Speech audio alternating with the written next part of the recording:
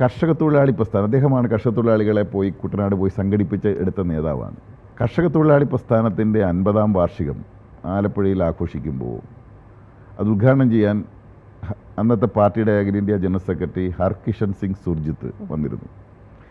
സുർജിത്ത് സഖാവ് പ്രസംഗിച്ച് കഴിഞ്ഞ ഉടനെ തന്നെ VS ആണ് പിന്നെ ചരിത്രം മുഴുവൻ അവിടെ വിഷയം അവതരിപ്പിച്ചുകൊണ്ട് പ്രസംഗിക്കുന്നത്. അത് ഞാനന്ന് വിദ്യാർത്ഥിയാണ്, ഡിഗ്രി വിദ്യാർത്ഥിയാണ്.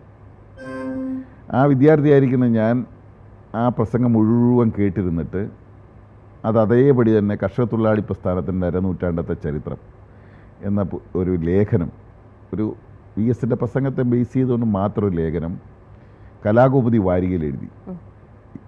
അത് പ്രസിദ്ധീകരിച്ചു വന്നത് VS വായിച്ചു. അതിനകത്ത് VS കർഷക തൊഴിലാളി പ്രസ്ഥാനത്തിൻ്റെ ചരിത്രം പറഞ്ഞ കൂട്ടത്തിൽ തലയിലെഴുത്ത് പോലും അറിയാൻ പാടില്ലാത്ത കായൽ വരമ്പത്ത് പണിയെടുക്കുന്ന കർഷക തൊഴിലാളി അവരെ വർഗബോധത്തിനുടമകളാക്കി മാറ്റിയെടുക്കാൻ വേണ്ടി ചെല്ലുമ്പോൾ തങ്ങൾക്ക് ഭക്ഷണം തരുന്ന, ആഹാരം തരുന്ന, തങ്ങളെ ജീവിക്കാൻ അനുവദിക്കുന്ന ജന്മിത്തമ്പുരാക്കന്മാരാണ് ഞങ്ങളുടെ ദൈവം. ആ ദൈവത്തിനെതിരായി പ്രവർത്തിക്കാനാണ് ഈ കമ്മ്യൂണിസ്റ്റുകാരായ ആൾക്കാർ വരുന്നതെന്ന് പറഞ്ഞ് തൊഴിലാളികൾ ഓടി ഒളിക്കുമായിരുന്നു. നേതാക്കന്മാരുടെ മുമ്പിൽ വരത്തില്ല, സംഘടിക്കാൻ വരത്തില്ലായിരുന്നു.